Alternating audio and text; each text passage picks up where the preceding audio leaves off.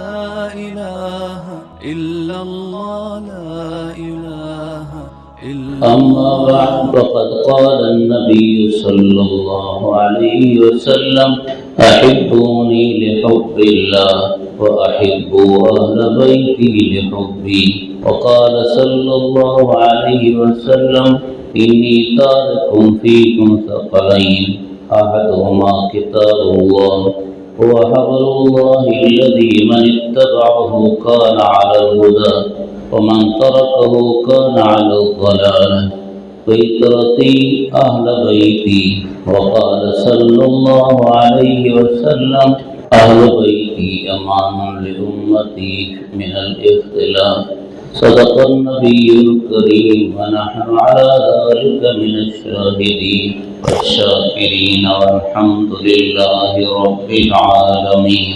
اللهم صل على محمد وعلى آل محمد كما صليت على إبراهيم وعلى آل إبراهيم إنك حميد مجيد. اللهم بارك على محمد وعلى آل محمد كما باركت على إبراهيم وعلى آل إبراهيم إنك حميد مجيد. عرض کیا تھا کہ حضور نبی کریم صلی اللہ علیہ وسلم کے صحابہ کرام کی جماعت کے دو حصے ہیں، ایک کو صحابہ کہتے ہیں، دوسروں کو اہل بیت کہتے ہیں۔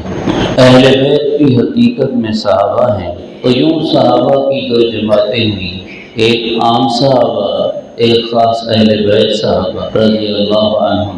دونوں ایمان کا حصہ ہیں، دونوں سے محبت ایمان کا حصہ ہے۔ نہ صحابہ رضی اللہ عنہم سے نفرت اور بغض رکھنا ہے اور نہ اہل بیت سے۔ اہل بیت کا معنی ہے گھرانے والے، عربی میں کہتے ہیں اہل البیت، اور البیت پر جو الف لام آتا ہے اس کے بعد ایک لفظ محذوف ہوتا ہے، اس کی جگہ الف لام آ جاتا ہے۔ تو اب اہل البیت کا معنی اہل بیت النبی صلی اللہ علیہ وسلم، نبی کے گھر کے لوگ۔ نبی کے گھر کے لوگ کون ہوتے ہیں؟ ظاہر ہے جب آدمی اس کا تصور کرتا ہے تو پہل بیوی، ازواج مطہرات وہ ذہن میں آتے ہیں، اور اولاد تو آتی ہی تب ہے جب پہلے بیوی آئے، اولاد بغیر بیوی کے نہیں آ سکتی۔ اس لیے اہل بیت نبی پہلے ازواج ہیں پھر اولاد ہیں۔ حضور صلی اللہ علیہ وسلم نے 11 ازواج مطہرات سے شادی فرمائی ہے۔ پہلے حضرت سیدہ خدیجہ الکبریٰ رضی اللہ عنہا، پھر حضرت عائشہ، حضرت حفصہ، حضرت سودا، حضرت زینب بنت جحش اور حضرت میمونہ، حضرت ام حبیبہ، حضور صلی اللہ علیہ وسلم کی 11 ازواج مطہرات۔ تو اہل بیت کے پہلے فرد یہ لوگ۔ شیعہ اور سنی میں اختلاف یہ ہے کہ وہ حضور صلی اللہ علیہ وسلم کی کسی کا دکا بیوی کا تو احترام کرتے ہیں اور باقی ازواج مطہرات کا احترام نہیں کرتے، اور اہل سنت سب کا احترام کرتے ہیں۔ وہ حضرت خدیجہ الکبریٰ رضی اللہ عنہ کا احترام کرتے ہیں، لیکن حضرت عائشہ و حفصہ رضی اللہ عنہما اور حضرت ام حبیبہ رضی اللہ عنہا ان جیسوں کا احترام نہیں۔ حضرت عائشہ رضی اللہ عنہ کون ہیں؟ حضرت ابو بکر صدیق کی بیٹی۔ حضرت حفصہ رضی اللہ عنہ کون ہیں؟ حضرت سیدنا عمر فاروق رضی اللہ عنہ کی بیٹی۔ اور ام حبیبہ کون ہیں؟ حضرت سیدنا معاویہ رضی اللہ عنہ کی بہن، حضرت ابو سفیان رضی اللہ عنہ کی بیٹی۔ حضرت ابو بکر، عمر اور حضرت معاویہ اور ابو سفیان رضی اللہ عنہ، ان سے نفرت کی تو ان کی بیٹیوں سے بھی نفرت۔ اللہ تعالیٰ نے قرآن پاک میں فرمایا ہے النبی اولیٰ بالمؤمنین من انفسہم وازواجہ امہاتہم۔ حضور نبی کریم صلی اللہ علیہ وسلم کا تعلق مسلمانوں کے ساتھ ان کی اپنی جانوں سے بھی زیادہ ہے۔ آپ حقوق و احترام میں مسلمانوں کی جانوں سے بھی زیادہ محترم ہیں، اور آپ کی ازواج مطہرات مسلمانوں کی مائیں ہیں۔ ازواجہ امہاتہم، ازواج مطہرات مائیں ہیں۔ جب مومنین کی مائیں ہیں تو ازواج مطہرات سب کی سب، حضور صلی اللہ علیہ وسلم کے سارے صحابہ کی مائیں ہوئیں، سارے صحابہ میں اہل بیت بھی ہے، ان کی بھی مائیں ہوئیں کیونکہ وہ بھی تو مومنین ہیں۔ ماں ہونے کا کیا مطلب ہے؟ جیسے ماں قابل احترام ہے ایسے ہی حضور کی ہر زوجہ محترمہ قابل احترام ہے۔ حضور کی کسی زوجہ مطہرہ کی بے احترامی کرنا ایسے جیسے اپنی ماں کی بے ادبی کرنا۔ لائق بیٹے اپنی ماؤں کا ادب کیا کرتے ہیں، بے ادبی نہیں کیا کرتے، وہ نالائق ہوا کرتے ہیں جو اپنی ماں کی بے ادبی کرتے ہیں۔ تو مومنین میں وہ نالائق نہیں ہے جو حضور کے ازواج مطہرات کی بے ادبی کرتے ہیں۔ عبداللہ بن ابی وہ شخص ہے کہ اس نے اور اس کے گروہ نے ام المؤمنین حضرت عائشہ صدیقہ رضی اللہ عنہا کے خلاف باتیں کی تھی، جن کی صفائی میں سورہ نور کی آیات نازل ہوئی۔ تو اس کا مطلب ہے کہ ازواج مطہرات پر بکنا یہ منافق اور کافر آدمی کا کام ہے، مسلمان کا نہیں ہے۔ اور اللہ تعالیٰ نے حضرت عائشہ رضی اللہ عنہا کی ایک صفائی نازل فرمائی تھی، تو اس میں ایک آیت یہ بھی ہے، یعظکم اللہ ان تعودوا لمثلہ ابدا ان کنتم مؤمنین۔ اللہ تعالیٰ تمہیں نصیحت کرتے ہیں کہ اگر تم مومن ہو تو آئندہ پھر ایسی کبھی کوئی حرکت نہ کرنا کہ حضور کی کسی زوجہ مطہرہ پر بکو، ایسی کوئی حرکت نہ کرنا۔ یعظکم اللہ ان تعودوا لمثلہ ابدا، ابدا کبھی بھی نہ بولنا حضور کی کسی زوجہ مطہرہ۔ ہم تو جب رشتہ کسی سے لیں تو ہم ایک نہیں کئی بار سوچیں کہ اپنے بیٹے کا رشتہ کس گھرانے سے ہونا چاہیے، نیک بیوی ہو۔ نبی کریم صلی اللہ علیہ وسلم نے سمجھایا تنکح المرأة لمالہا ولجمالہا ولحسبہا ولدینہا۔ لوگ عورت سے شادی کرتے ہیں مال کی وجہ سے، خاندان کی وجہ سے، اس کے حسن و خوبصورتی کی وجہ سے، اس کے دین کی وجہ سے۔ فاظفر بذات الدین، دیندار اختیار کیا کرو۔ جو نبی امت کو سمجھاتے ہیں کہ دیندار بیویاں گھروں میں لایا کرو، وہ نبی اپنے گھروں میں معاذ اللہ بے دین لاتے ہیں، اپنے گھروں میں بد اخلاق لاتے ہیں، اپنے گھروں میں منافق لاتے ہیں؟ نہیں، جیسے نبی پاک نبی کی بیویاں پاک۔ ہجرت کی رات جب نبی کریم صلی اللہ علیہ وسلم حضرت ابو بکر صدیق رضی اللہ عنہ کو اپنے ساتھ لے کر سفر پر جا رہے تھے تو بستر پر کن کو سلایا تھا؟ حضرت سیدنا علی رضی اللہ عنہ کو۔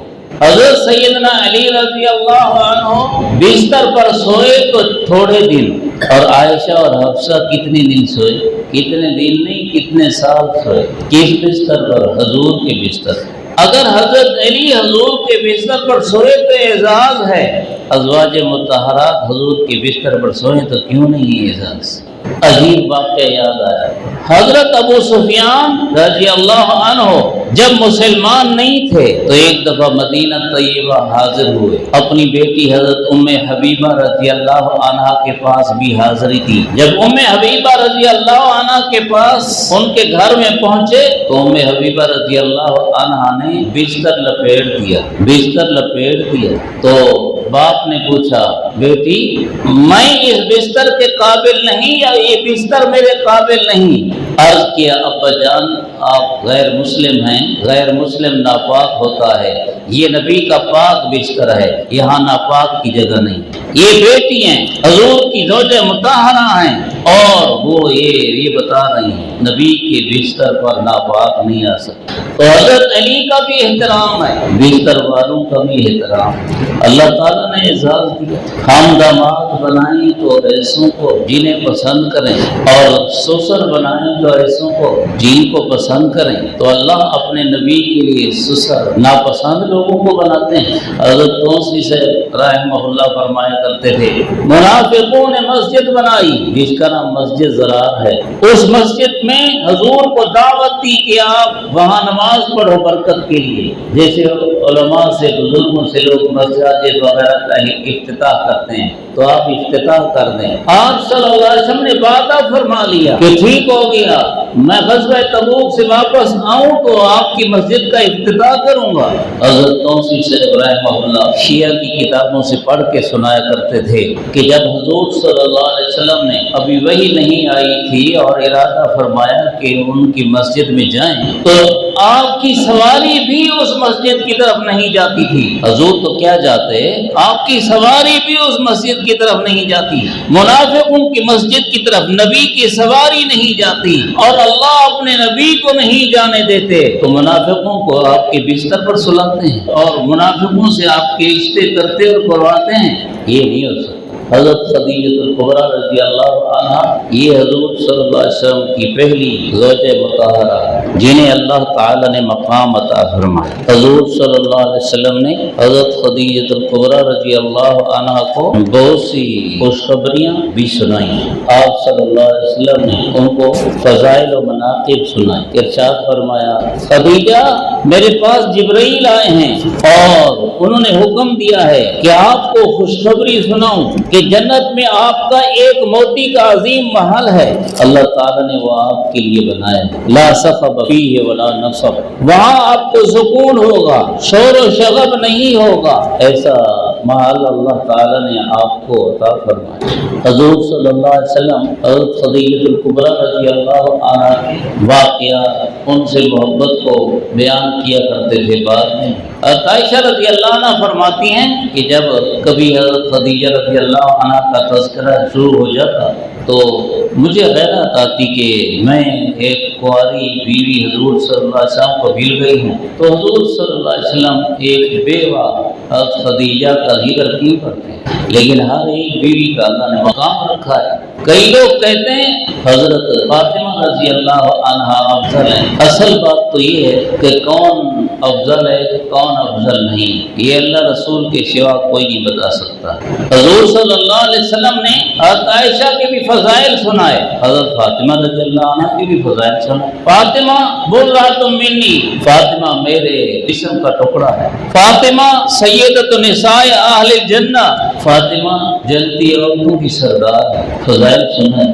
حضرت عائشہ رضی اللہ عنہ سے متعلق فرمایا، فضل عائشہ علی النساء کفضل الثرید علی سائر الطعام، جس طرح کھانوں میں سے افضل کھانا ثرید ہے ایسی عورتوں میں سے افضل عورت حضرت عائشہ رضی اللہ عنہ ہے۔ فیصلہ ہم نہیں کرتے لیکن مولانا روم نے بڑی عجیب بات ایک فرمائی، وہ فرماتے ہیں کہ ایک دفعہ حضرت فاطمہ اور حضرت عائشہ رضی اللہ عنہا میں گفتگو چلی۔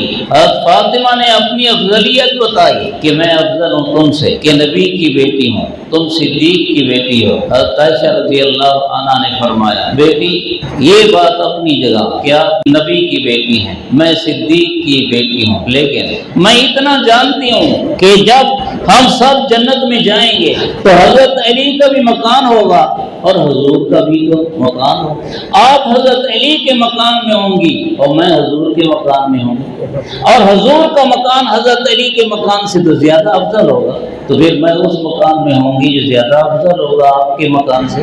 پھر بیٹی بیٹی ہوتی ہے اور ماں ماں، بیٹی چاہے ماں سے جتنا ہی مقابلہ کر لے لیکن ماں ماں ہے۔ بیٹی عالمہ بن جائے، فاضلہ بن جائے، رابعہ بصریہ بن جائے، لیکن شان و مرتبہ میں ماں سے نہیں بڑھ سکتی۔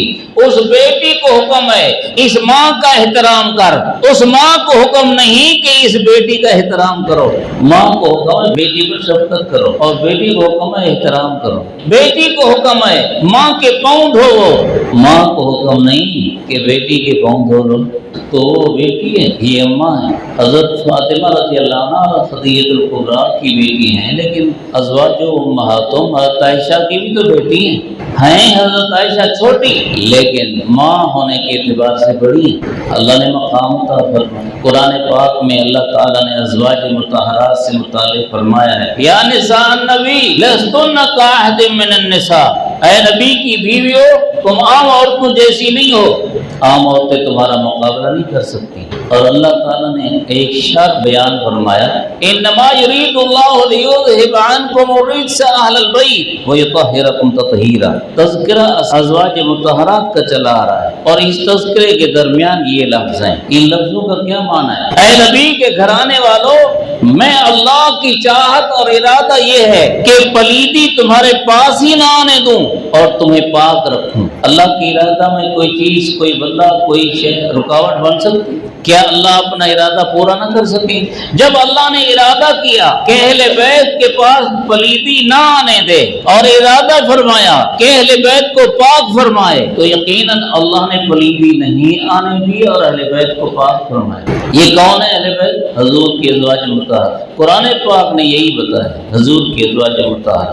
لیکن شیعہ کے ذاکر بڑے چھوٹے جب وہ یہ آیتیں پڑھتے ہیں تو وہ کہتے ہیں حضرت علی، فاطمہ، حسن و حسین، وہ یہ چار مراد ہیں، حضرت علی، فاطمہ، حسن و حسین، بس یہ اہل بیت۔ قرآن پاک نے کیا فرمایا؟ ازواج مطہرات اہل بیت۔ قرآن پاک میں دوسری جگہ ہے، حضرت سیدنا ابراہیم علیہ السلام اللہ کے خلیل ہیں، ان کی اولاد نہیں ہوتی تھی، اللہ نے اپنے فرشتے بھیجے، جاؤ حضرت سیدنا ابراہیم کو اولاد ہونے کی خوشخبری دے آؤ۔ جب فرشتے پہنچے وہاں اور فرشتوں نے حضرت ابراہیم علیہ السلام کو خوشخبری دی کہ آپ کی اولاد ہوگی، حضرت سارہ رضی اللہ عنہا، ان سے آپ کی اولاد ہوگی، بیٹا ہوگا، نام اس کا اسحاق ہوگا، اور اسحاق بڑا ہوگا، اس کی شادی ہوگی، اس سے بیٹا پیدا ہوگا، نام اس کا یعقوب ہوگا۔ اللہ نے بیٹے پوتے دونوں کی خوشخبری سنا دی۔ وَامْرَأَتُهُ قَائِمَةٌ، بیوی کھڑی ہو کر سن رہی تھی پردے میں۔ ویسے فرشتوں سے تو پردہ نہیں ہوتا، اس وقت وہ انسانی شکل میں آئے، اس لیے وہ ایک طرف ہو کر سن رہی تھی۔ فَضَحِكَتْ، وہ ہنس پڑی۔ اچھا، اللہ تعالیٰ فرماتے ہیں وہ بیوی کہنے لگی آلدُ وَأَنَا عَجُوزٌ وَهَذَا بَالِي شَيْخٌ، نہ میں بچہ جنوں گی حالانکہ میں بوڑھی ہوں، میرا یہ خاوند بھی بوڑھا ہے۔ ان هذا لشیء عجیب، یہ عجیب بات ہوئی کہ ہم بوڑھے میاں بیوی اور ہم سے اولاد ہوگی۔ یہ تعجب مقصود تھا، انکار مقصود نہیں تھا۔ تو فرشتوں نے جواب دیا۔ اب فرشتے جو بولتے ہیں ان کی زبان سے جو ادا ہوتا ہے وہ اللہ کا دیا ہوا علم ہے۔ فرشتوں نے کہا اتعجبین من امر اللہ، یہ اللہ کا فیصلہ ہے اور اللہ کے فیصلے سے آپ حیران ہو رہی ہیں۔ پھر اگلے لفظ ہیں رحمت اللہ وبرکاتہ علیکم اہل البیت، اے نبی کے گھرانے والو تم پر اللہ کی رحمت ہو، تم پر برکتیں۔ یہ کس کو کہہ رہے ہیں وہ فرشتے؟ بیوی کو۔ اس کا مطلب ہے بیوی پہلی اہل بیت کا گھرانہ ہے۔ اہل بیت نبی، بیوی پہلے ہے، اولاد بعد میں۔ حضرت ابراہیم علیہ السلام کی تو ابھی اولاد ہوئی نہیں، اور فرشتے کس کو کہہ رہے ہیں؟ بیوی کو۔ جب شیعہ لکھنے والے مولویوں سے جب ان دونوں آیتوں کا جواب نہیں ہوتا، توجہ سے سن لینا، ادھر فرشتے کہہ رہے ہیں نبی کی بیوی کو اہل بیت، اور ادھر 22 پارے کے پہلے صفحے پر اللہ فرما رہے ہیں کہ اے اہل بیت، نبی کی بیویوں کو فرما رہے ہیں اے اہل بیت، اللہ تم سے پلیدی دور کرنا چاہتے ہیں اور تمہیں پاک کرنا چاہتے ہیں۔ تو پھر شیعہ کے بڑے مولویوں نے کیا جواب دیا؟ انہوں نے کہا یہ آیتیں اور یہ لفظ اصل میں اس جگہ کے نہیں تھے، اصل میں کسی اور جگہ کے تھے۔ قرآن پاک جمع کرنے والے صحابہ نے اس جگہ رکھ دیے، یعنی یہ قرآن پاک اس ترتیب پر نہیں ہے جو ترتیب اللہ کی بتائی ہوئی ہے۔ کس ترتیب پر ہے؟ صحابہ کی اپنی مرضی کی ترتیب ہے، اور پھر بھی کہتے ہیں جی ہم قرآن پاک کو مانتے ہیں۔ میں نے تو بہت مطالعہ کر لیا ان کی کتابوں کا، یہ لوگ نہیں مانتے، ان کی زیادہ تعداد قرآن پاک کو نہیں مانتی۔ نبی کریم صلی اللہ علیہ وسلم کی حدیث اور ہے کہ نبی کریم صلی اللہ علیہ وسلم نے حضرت علی، حضرت فاطمہ، حضرت حسن، حضرت حسین، ان 4 حضرات کو بلایا اور بلا کر چادر لی اور ان کو چادر کے نیچے کیا۔ اس کو یہ لوگ بولتے ہیں آیت وہ تطہیر کی چادر، اس کو بولتے ہیں تطہیر کی چادر۔ چادر لی، چادر میں ان کو کیا اور پھر آپ نے فرمایا اللہم ہؤلاء اہل بیتی فطہرہم، اے اللہ یہ علی، یہ فاطمہ، یہ حسن و حسین، یہ بھی میرے اہل بیت ہیں، آپ ان کو بھی پاک فرما دیں۔ ہمارا اس حدیث پاک پر بھی ایمان، ہم نہ قرآن کی کسی آیت کا انکار کرتے ہیں، نہ نبی کے کسی فرمان کا انکار کرتے ہیں۔ آیت کا انکار کرنے سے بھی ایمان خراب ہوتا ہے اور حدیث کا انکار کرنے سے بھی ایمان خراب ہوتا ہے۔ یہ حدیث چادر والی ام المؤمنین حضرت ام سلمہ رضی اللہ عنہا بیان کرتی ہیں اور فرماتی ہیں اس وقت حضور میرے گھر میں تھے، آپ نے یہ ان چاروں کو چادر کے نیچے کیا اور یہ دعا کی۔ پھر حضرت ام سلمہ رضی اللہ عنہ فرماتی ہیں میں نے عرض کیا یا رسول اللہ آپ نے ان چار کو تو اپنی چادر میں کیا اور مجھے اور میری بیٹی کو چادر میں نہیں کیا۔ حضور صلی اللہ علیہ وسلم نے فرمایا انت وابنتک من اہل البیت، تو پریشان نہ ہو، تو بھی اہل بیت میں سے ہے، تیری بیٹی بھی اہل بیت میں سے۔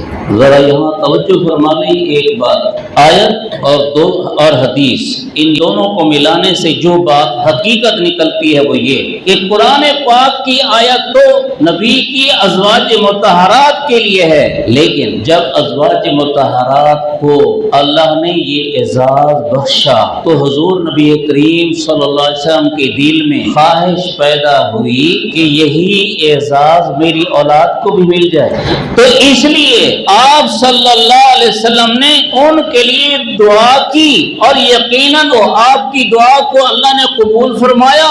آیت میں وہ نہیں تھے، حضور کی دعا سے وہ آیت میں آ گئے۔ اہل بیت وہ اصل نہیں تھے، آیت میں جو قرآن پاک میں آیت آئی ہے اس کے مطابق اہل بیت تھے ازواج مطہرات، لیکن حضور کی دعا نے حضرت علی فاطمہ حسن حسین کو بھی اہل بیت میں شامل فرما لیے۔ جو آیت قرآن پاک کی اہل بیت یعنی ازواج مطہرات کے لیے آئی حضور کی دعا سے وہی حضرت علی فاطمہ حسن حسین کے لیے بھی آئی۔ یہ کہتے ہیں کہ یہی چار پاک ہیں۔ یہ جو پنجتن پاک کا لفظ ہے، پنجتن پاک کا لفظ آپ نے کبھی توجہ کی؟ ہمارے کئی سنی بھی بولتے ہیں پنجتن پاک کا صدقہ، پنجتن پاک کا وسیلہ۔ پنجتن پاک حضرت علی فاطمہ حسن حسین اور پانچ میں خود نبی کریم صلی اللہ علیہ وسلم، یوں پنجتن پاک۔ ہم کہتے ہیں حضور کی برکت سے 5 تن پاک نہیں ہوئے، سارے تن پاک ہوئے ہیں۔ 5 صحابہ پاک نہیں ہوئے، سارے صحابہ پاک ہوئے، اس لیے کہ اللہ نے اپنے نبی کا مشن بیان فرمایا تھا وَيُزَكِّيهِمْ، میرے نبی آپ کا مشن ہے یتلو علیہم آیات ہی، آپ نے قرآن پڑھ کے سنانا ہے، وَيُزَكِّيهِمْ ان کو پاک بھی کرنا ہے، وَيُعَلِّمُهُمُ الْكِتَابَ قرآن کا علم بھی دینا ہے، وَالْحِكْمَةَ سنت کا علم بھی دینا ہے۔ نبی کے 4 مشن بیان ہو، قرآن کے الفاظ سکھانے ہیں، قرآن کا علم سکھانا ہے، سنت کا علم سکھانا ہے، پاک بھی کرنا ہے۔ اور نبی اپنا مشن پورا کر کے اس دنیا سے گئے ہیں یا ادھورا کر کے؟ ادھورا چھوڑ کے نہیں، پورا کر کے اس دنیا سے گئے ہیں۔ جب پورا کر کے گئے ہیں تو جو نبی کے حلقے میں آتا گیا نبی اسے پاک کرتے گئے، اس لیے 5 تن پاک نہیں ہیں، سارے تن پاک ہیں۔ وہ ایسے پاک ہیں کہ اللہ نے انہیں جب حضور صلی اللہ علیہ وسلم کا حجۃ الوداع تھا 1,24,000 کم و بیش صحابہ کرام کو حضور کے ساتھ حج کرنے کی توفیق نصیب فرمائی، اور آپ صلی اللہ علیہ وسلم نے اس موقع پر یہ لفظ فرمایا میرے صحابہ الا حل بلغت، بتاؤ میں نے دین تم تک پہنچایا؟ صحابہ رضی اللہ عنہ نے عرض کیا ادیت ونصحت وبلغت، یا رسول اللہ آپ نے امانت ادا کی، آپ نے امت کی خیر خواہی فرمائی، آپ نے سارا دین پہنچا دیا۔ پھر آپ نے فرمایا الا فاشهدوا، گواہ رہنا، گواہ رہنا۔ گواہ کون بن سکتا ہے؟ جو فاسق فاجر ہو، بدکار آدمی ہو، جو کافر منافق ہو، وہ گواہ بن سکتا ہے؟ پھر حضور صلی اللہ علیہ وسلم نے لفظ فرمایا الا فلیبلغ الشاہد منکم الغائب، جو موجود ہیں وہ میرے دین کو، میرے پیغامات کو ان تک پہنچائیں جو غائب ہیں۔ 1,24,000 صحابہ کرام کو فرمایا تم موجود غائبین تک پہنچاؤ، تم موجود غائبین تک پہنچاؤ۔ اب ایک ایک صحابی نبی کے دین کی جو بات جانتا تھا اس نے بعد والوں تک پہنچائی ہے، اور حضور نے حکم دیا تھا کہ پہنچانا۔ ذرا اس پر آپ کو شاید پوری سمجھ نہ آئی ہو، توجہ فرمائیں۔ ایک خاص پیغام ہے، وہ آپ ایک آدمی کو بھیجتے ہیں کہ فلاں تک لے جاؤ، تو آپ جس کو پیغام دے کر بھیجیں گے اس پر آپ کو اعتماد ہوگا یا نہیں ہوگا؟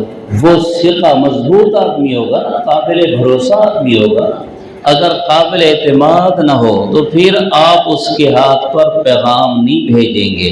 اب حضور صلی اللہ علیہ وسلم نے کیا فرمایا؟ میرے صحابہ، تم ایک ایک صحابی میرے دین کا پیغام آگے تک پہنچاؤ۔ اس لفظ نے بتایا سارے صحابہ ایسے ہیں کہ ہر صحابی پر دین کا پیغام آگے پہنچانے میں نبی کو اعتماد ہے، کسی کو اعتماد ہو یا نہ ہو، نبی کو اعتماد ہے۔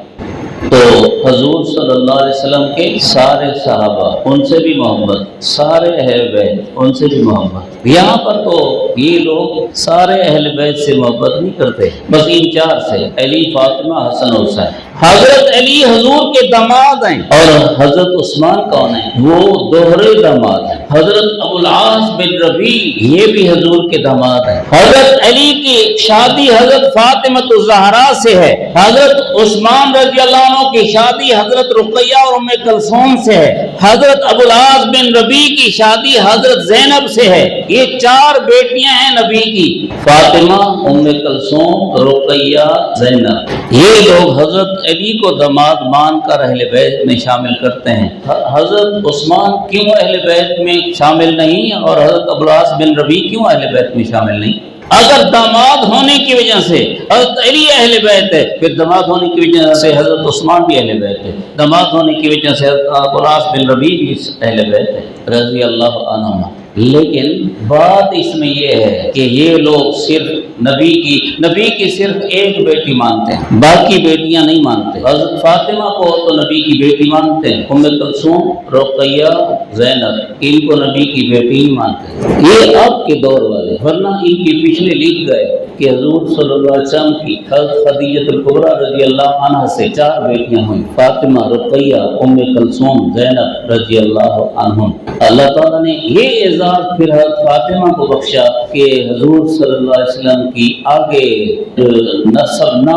نسل چلی ہے، آپ کا خاندان چلا ہے، وہ حضرت فاطمہ رضی اللہ عنہا سے چلا ہے۔ ورنہ تو حضور کی تین بیٹیاں اور ہیں، حضرت زینب، ام کلثوم، رقیہ رضی اللہ عنہن، تو وہ بھی سب احترام کے قابل ہیں۔ اللہ تعالیٰ سارے اہل بیت سے محبت نصیب فرمائے۔ یہ فرق کرنا غلط ہے، پھر ان کا ازواج مطہرات میں فرق کرنا، یہ بھی تو ان ساری چیزوں میں، جیسے یہودی ہیں نا، وہ صرف ایک نبی کو مانتے ہیں، حضرت عیسیٰ اور حضور کو نہیں مانتے۔ عیسائی ہیں نا، وہ صرف ایک نبی کو مانتے ہیں، حضرت عیسیٰ علیہ السلام، اور موسیٰ اور حضور صلی اللہ علیہ وسلم کو نہیں مانتے۔ یہ ناانصاف لوگ ہیں کہ ایک ایک نبی کو مانا باقیوں کو نہ مانا، تو یہ بھی ناانصاف لوگ ہیں، اہل بیت میں سے ایک کو مانا باقی کو نہ مانا، سب کو ماننا ہے۔ ازواج مطہرات میں سے ایک کو مانا باقی کو نہ مانا، سب کو ماننا ہے۔ اللہ سمجھ نصیب فرمائے۔